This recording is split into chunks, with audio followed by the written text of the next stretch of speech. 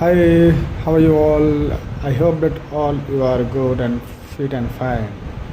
Today I'm going to explain a very interesting topic that is called articles.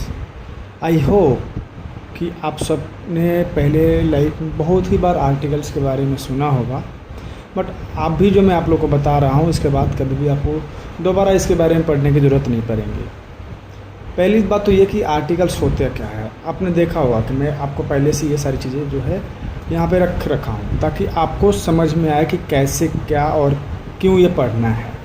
देखिए, जब भी आप बात करते हो कि किसी चीज़ की इंडिकेशन के बारे में, है ना, तो आपको आर्टिकल्स की ज़रूरत पड़ता है। इंडिकेशन किसकी? तो आइए हम इसको बहुत प्यार से और अच्छे से समझते हैं।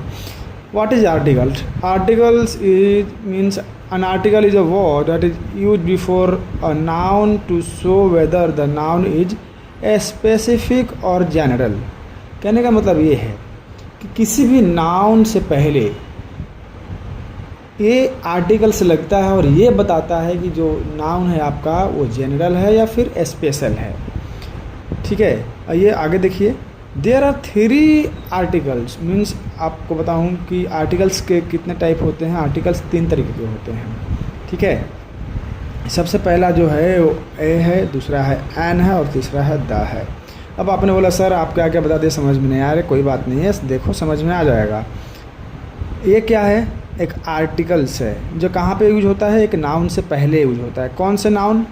तो इसमें आपको बताया जाएगा कि ऐसा कुछ भी हो, है ना, जो आपने अभी तक यही सुना होगा कि कॉन्सोनेंट से पहले आप कोई भी नाउन जब स्टार्ट हो रहा है और वो कॉन्सोनेंट वर्ड से स्टार्ट हो रहा है तो आप ए लगाओगे, बट एक्चुअल में ऐसा है नहीं। देखो यहाँ पे क्या लिखा हुआ है, ए और an, these are use for non specific और जनरल। ए और एन जो है वो नॉन स्पेसिफिक और जनरल नाउन के लिए है।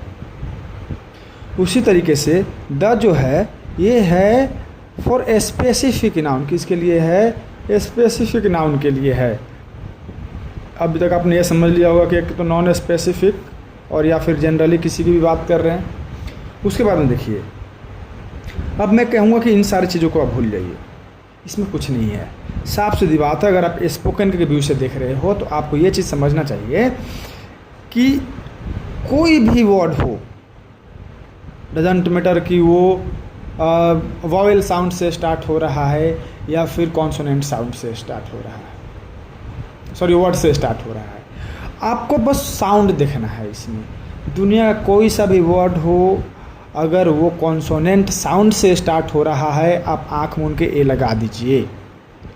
दुनिया का वो कोई सा भी वर्ड हो और वो वॉवेल साउंड से स्टार्ट हो रहा है आप एन लगा दीजिए। जैसे देखिए यहाँ पे एग्जाम्पल लिखा हुआ है,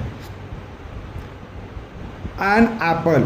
अब एन की बात कर रहा हूँ, एन एप्पल, ये तो आपको चलो समझ में आया कि सर हाँ ये तो वॉवेल साउंड है, लेकिन आप जब यहाँ पे देखोगे तो ये तो कॉन्सोनेंट वर्ड है ना, एच है। लेकिन एच में क्या है? एच में आपको करना क्या है, या आप इसका जब प्रोनाउंसिएट करोगे, जब आप इसका उच्चारण करोगे तो ये होता है ऑनेस्ट।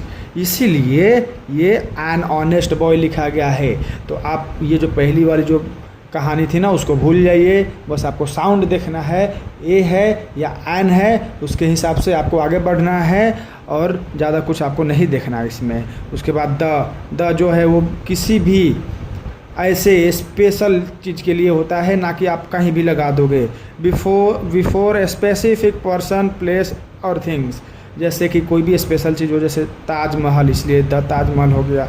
अब सन तो जान ही रहे हो ना, स्पेशल ही है। मून भी स्पेशल है, इसलिए इन सबके सामने मैंने द का यूज किया है। तो ऐसे ही अगर आप नॉर्मली भाषा में या सिंपल वे में कुछ पढ़ना चाह रहे हो, इंग्लिश ग्रामर पढ़ना चाह रहे हो, इंग्लिश स्पोकन करना चाह रहे हो, तो आज ही ज्वाइन करो संजीत एकेडमी 98 यूट्यूब चैनल को और हमसे जुड़िए। रोज़ शाम को 8 से 9 1 घंटा 1 to 1 वीडियो के माध्यम से आपको और 1 to 1 लाइव के माध्यम से आपको सिखाया जाता है, जिसमें आप आ करके 1 to 1 इंटरेक्ट हो सकते हो, बोलना सीख सकते हो। आपको एकदम बिल्कुल से सिखाया जाएगा। आप बचपन के हो या 55 को हो, कोई फ़र्क नहीं पड़ता है। आइए, सीखिए, चैनल को सब्सक्राइब करिए। संजीत एकेडमी 98 इंस्टा पर आप मैसेज करिए, आपको लिंक भेज दिया जाएगा। Thank you, bye.